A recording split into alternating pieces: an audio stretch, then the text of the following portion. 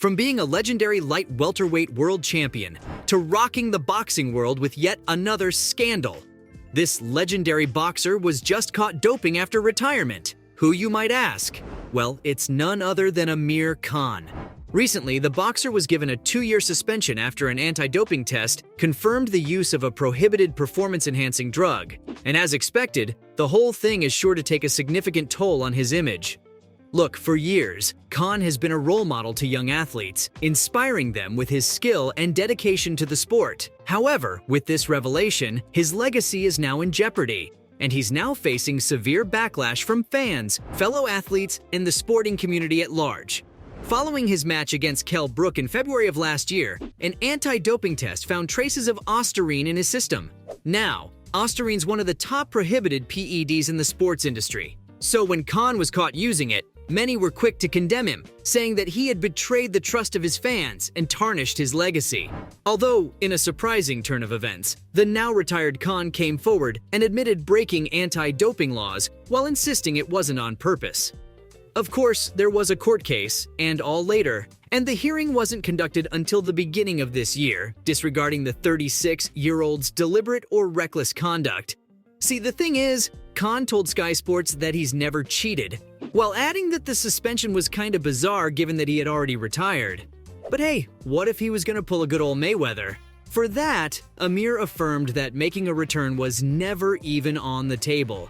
Also, the guy said, even though he wasn't aware of how the drugs got into his system, he was willing to bear some sort of accountability at the very least. 'Cause look, at the end of the day, it was him who was caught.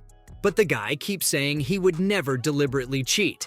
And hey, the actual amount of the PED traces was actually very little, so I guess we can give the guy the benefit of the doubt, no? Because be honest, how much of an advantage did he really have? Like, not to take his legendary career from him, but who'd want to be remembered like this?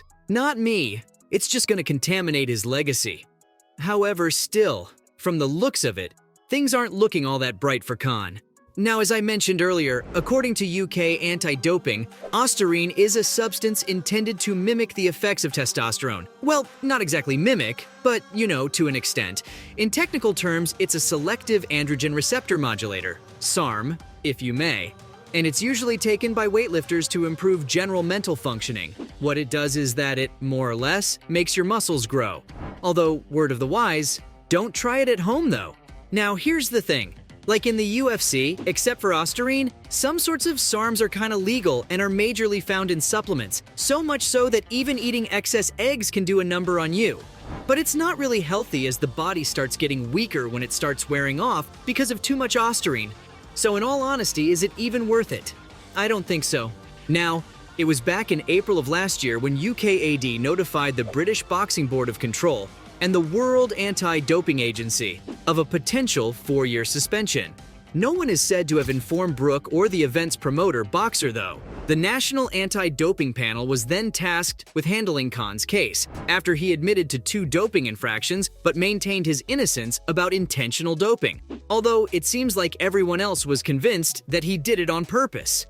See, the boxer's argument that the ostarine was spread by tainted food or human contact was rejected by UK anti-doping. But as I said, it was decided that the dose was too little to be deliberate or provide any performance benefit. According to Chief Jane Rumble, the case served as a reminder that UKAD will pursue anti-doping rule violations in order to protect clean sport under all circumstances.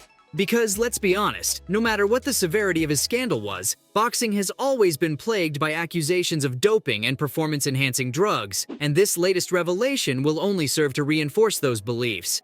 The sport has long struggled to shed its negative image, and this scandal will only make it harder to do so. Plus, let's be honest, the damage caused not just to Khan's reputation, but even to his promotion is kinda undeniable at this point. On top of that, when Boxer learned about the fighter's disqualification on social media, they expressed disappointment and stated that they stand against it, and are against any use of any illegal or performance-enhancing substances taken by athletes. Ben Shalom also claimed that the promotion was not made aware of the whole testing scene, but UKAD has refused the statement. According to the agency's regulation representatives, they indeed did inform everyone, as that's their only duty. And following that, UKAD was compelled to inform Mr. Khan, the British Boxing Board of Control, and the World Anti-Doping Agency only, which they did. The representatives later added that it was then up to the fighter if he wanted to inform any athlete or support staff he was working with about his findings. And that at the end of the day, it's no one else's responsibility but the fighters regarding what they put in their bodies. Just take the Tokyo Olympics as an example. After testing positive for 2 prohibited drugs, including the one that Khan was punished for, British sprinter CJ Uja received a 22-month suspension. Uja, like Khan, said he wasn't doping willfully, but it still resulted in a lengthy suspension. In fact, Rumble said that strict responsibility implies that athletes are ultimately liable for what they consume and for the presence of any illegal drugs in a sample. Now, Conor Benn, a fellow Brit, also failed 2 voluntary drug tests for the female fertility medication clomiphene before his postponed October fight with Chris Eubank Jr. But unlike Khan, the World Boxing Council determined that Benn's failed drug test was not deliberate. Now, as I mentioned a few moments ago, his situation may have been brought on by a highly elevated consumption of eggs, and therefore reinstated him into the rankings. But he's unable to compete in fights in the UK since he is still the subject of an inquiry by UKAD and the British Boxing Board of Control.